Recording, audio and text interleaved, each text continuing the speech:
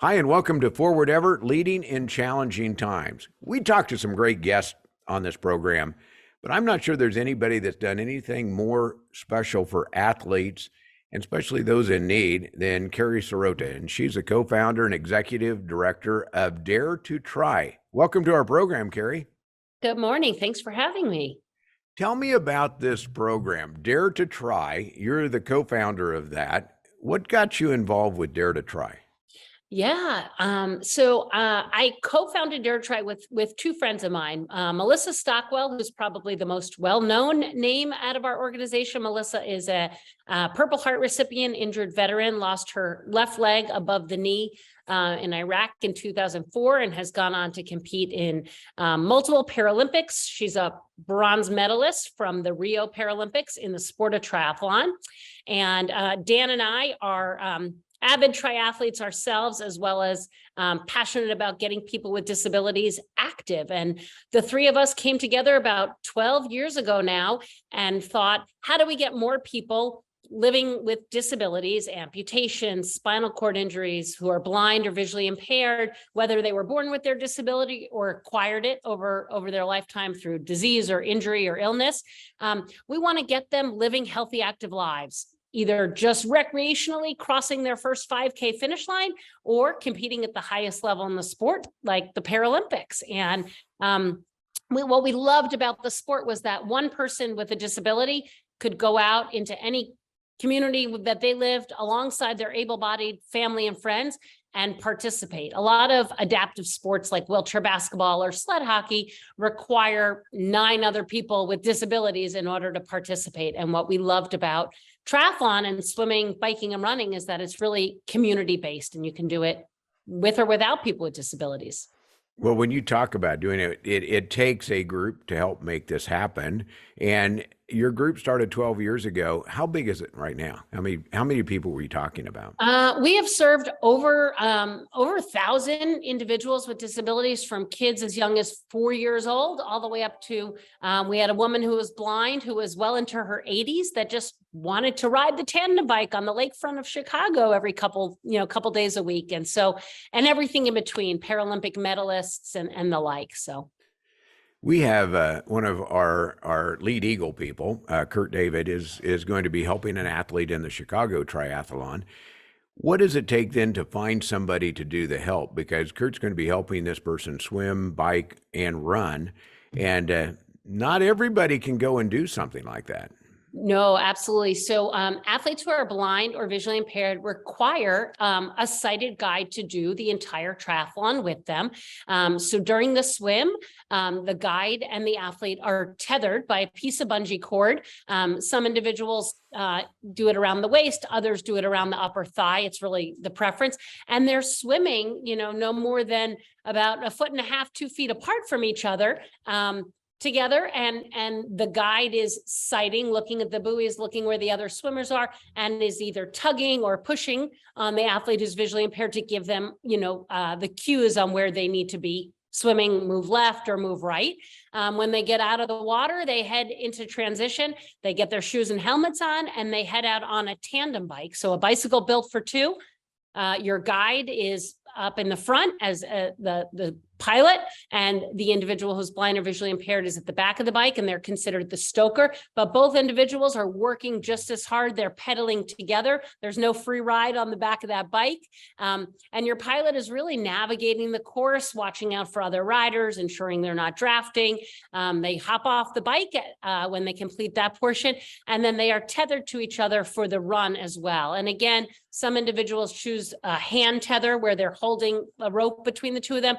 Some of our athletes have the tether attached to their race belt, so around their waist, and they do the entire race together. So the guide has to train just as much, if not more, than their athlete. They have to make sure that they can compete the triathlon at a faster pace than their athlete, because they also need to be able to talk to them and communicate to them. So they can't be completely out of breath when they're, working with their athletes. So it's a really amazing partnership and a very selfless thing for somebody to do to help someone else complete their goals.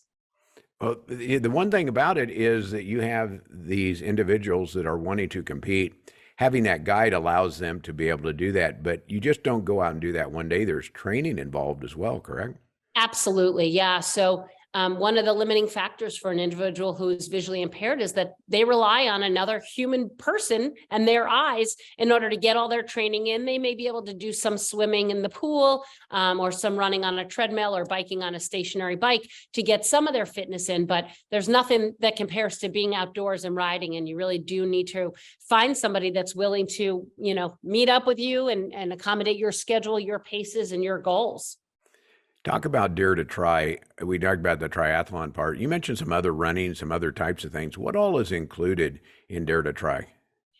So our whole goal is to break down the barriers so individuals have the ability to try. So those could be financial barriers. Those are the equipment barriers. So we have several trailers filled with tandem bicycles, racing wheelchairs, hand pedaled bicycles, all of the different equipment that one might need. We also train the guides. We actually are just launching later this month our Learn to Guide clinic, where we will be training able-bodied sports enthusiasts, triathletes, runners, swimmers, and bikers on how to be a sighted guide for an athlete, because again, that could be a barrier. If somebody wants to do a triathlon, but they don't know anyone that could guide them, that may be a reason they don't. We provide accessible transportation. So all the things that might prevent somebody from getting active, we try to remove those barriers and give them opportunity and community.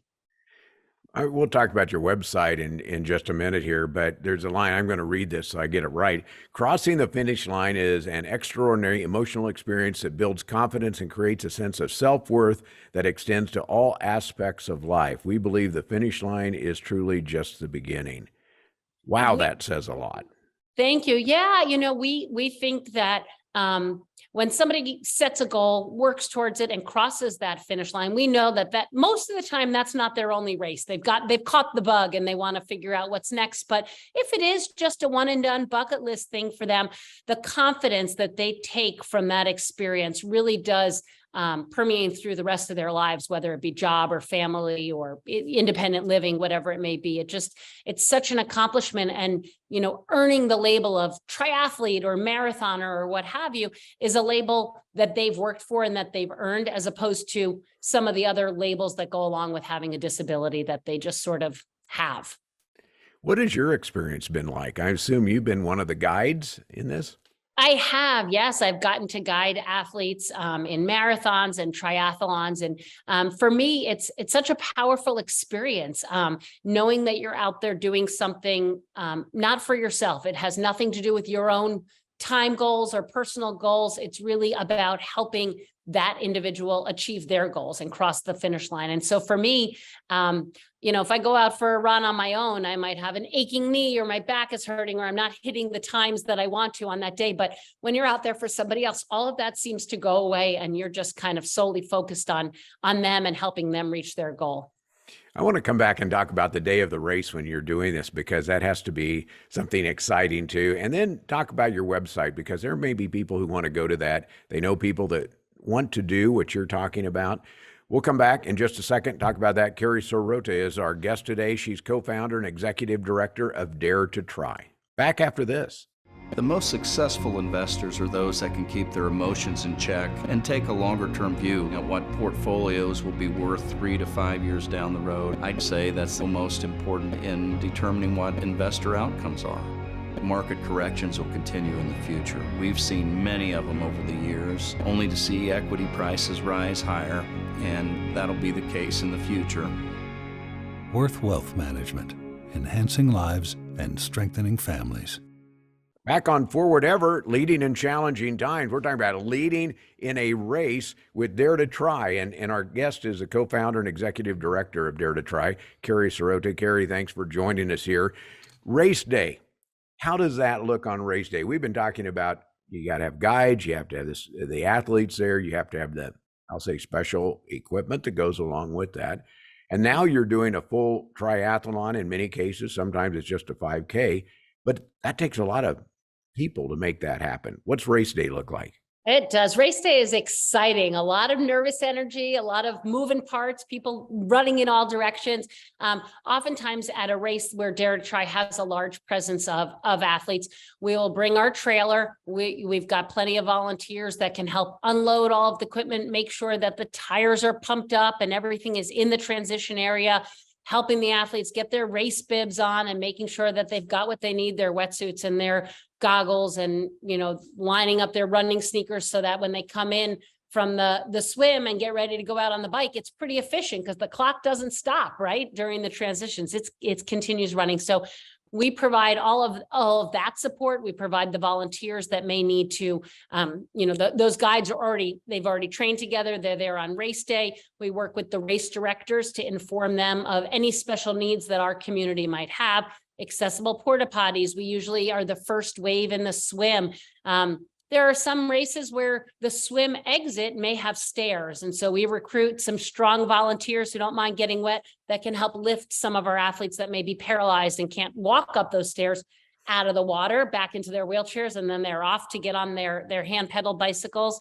But we've got a lot of family and friends that are out there cheering on the athletes along the way. We usually have a tent at the finish line where the athletes can reunite and share their war stories from the day and really celebrate their accomplishments alongside their teammates, but also the thousands of other athletes that just accomplished the same thing that they did, swam against those same waves and biked the same hills and ran against the same wind. And so, when everybody's enjoying their post-race beverage, their beer or their Gatorade or what have you, they're sharing those stories. And it doesn't matter if one person did it on a tandem bike or on a hand cycle or on a prosthetic. Everybody sort of accomplished the same thing. They swam and ran and biked the same amount of miles. And so it's really helps build community amongst people.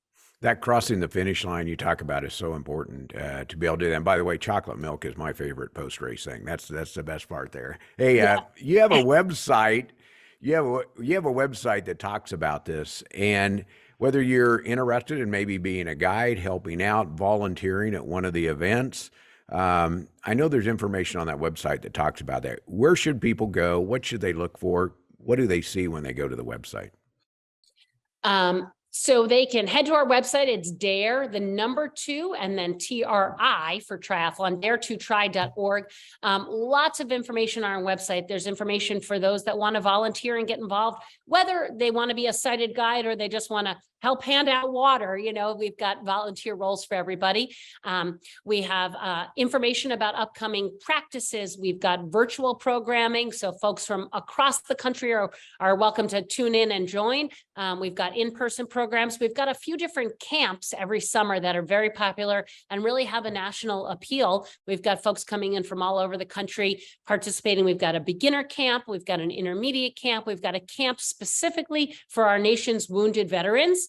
And then we've got a camp for kids. And so all of that information is on our website. We have a shop if people want to sport some Dare2tri gear when they're out there running and training. And then, of course, as a nonprofit, we have ways for folks, individuals or corporations to donate and sponsor our programs as well.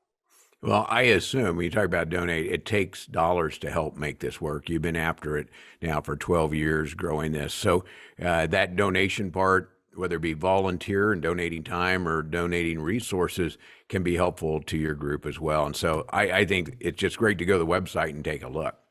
Absolutely. We're also on social media. We share lots of videos and photos of our athletes competing, and it's really motivating and inspiring for others to see. Keri, look forward to, I've worked with Kurt for a long time, and his devotion to running, athletics, that sort of thing, training for that. And now it's shifting gears to help somebody else. And I'm real interested to hear his story on how this goes. But Keri, thank you so much for what you do for the triathletes or the athletes out there that really need a resource to be able to do what they do and cross that finish line. Well, thank you. And we look forward to cheering Kurt across the Chicago Tri finish line this summer. That should be fun. Keri, thanks so much. Keri Serota is our guest, co-founder, and executive director of Dare2tri. Check them out online, Dare2tri.org. Thanks for listening to Forward Ever. It's brought to you by Worth Wealth Management, where you can live with confidence. I'm Gary Shorman.